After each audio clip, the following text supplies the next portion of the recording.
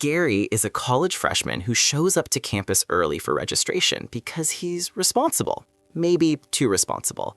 See, he rolls up with luggage ready to start his new life, but security stops him at the gate. Registration starts in 2 days.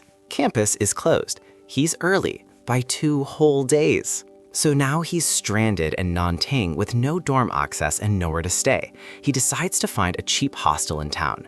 He drags his suitcase through the old streets, asking around, but nothing looks affordable. The town feels older the deeper he walks. Quieter, narrower, less modern.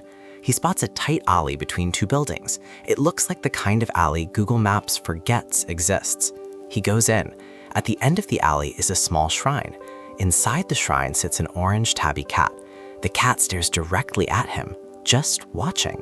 He steps closer. The air shifts. The cat blinks once and disappears, just gone. But now a doorway to an inn is right in front of him. He's approached by a shady innkeeper with some cards in his hands. The old man grabs his bag and leads him to room 404 to convince Gary to stay at the inn. Gary refuses because the place is a dump, the room stinks, and the sheets are stained. There is also someone's underwear in the laundry chute. The old innkeeper waves his concerns away with compliments. They find a weird picture covered in scribbles on the wall, and I take it off. They reveal an opening that lets them see into a neighbor's bathroom. This is strange because the neighbor is on the 5th floor. The wall should be connected to the 4th floor hallway. The old innkeeper reaches into the opening and pulls out a shirt somehow. He races to the 5th floor to return it, but sees the same opening on the 5th floor and his own hand reaching out to grab the shirt from him. He hides this from Gary just as the beautiful neighbor opens her door to ask what the matter is. She gives Gary a look like she knows him though. Gary agrees to stay at the inn for a few days. Later that night, as he walks into town to get food, the old man warns him to return before midnight. This is because of the ghost festival that happens on the 25th of August. Gary blows him off and goes out. Town looks normal. Street food, lights, people. He eats, scrolls on his phone, takes his time. Midnight approaches. He returns to the alley right as the hour strikes midnight. The alley shifts and suddenly starts crawling with weird insects.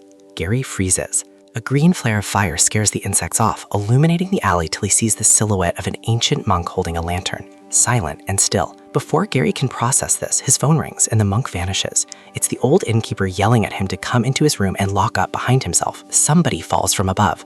A body hits the ground behind him. He tries to check on them, but they jump up stiff, wrong, and hopping away weirdly with both hands in front of them like some 60s zombie. Gary's instincts scream at him to save the guy because he looks like he's sleepwalking, so he trails the guy through the dark streets because that's what smart college kids do. He trails the guy until he watches him hop into a pond. No hesitation. Immediately, Gary panics, drops his phone, and dives in after him. The water goes still. The moon turns red. Dark humanoid shapes surround them in the water, closing in. Gary is so terrified it's a good thing he's in the water because his pants are definitely ruined. The dark shapes circle closer, and the monk from the alley reappears, floating, calm, mysterious as heck. While Gary is stunned by his aura, the dark forms vanish instantly, and his sleepwalker disappears too, like he was never there. Gary gasps as the water beneath him moves. Something massive shifts at the bottom. He gets dragged down to see a centipede-like monster waiting at the bottom to snack on him. Segments coiling, mandibles twitching, eyes reflecting red moonlight.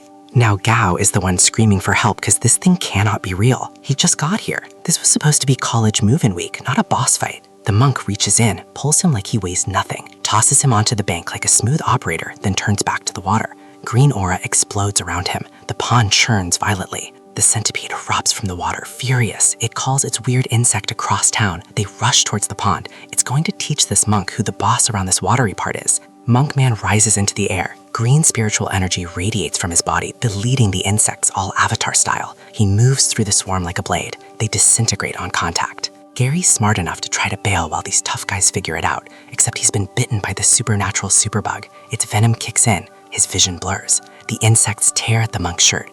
8-pack abs on full display. The centipede lunges. The monk throws up a green barrier. The creature smashes through it because it's kind of thirsty. Mandible snapping. It wants to tear through those abs. The monk grabs one mandible, snaps it off mid-charge, runs along the creature's body while channeling spiritual energy into the broken piece, leaps, drives it straight into one of the monster's eyes.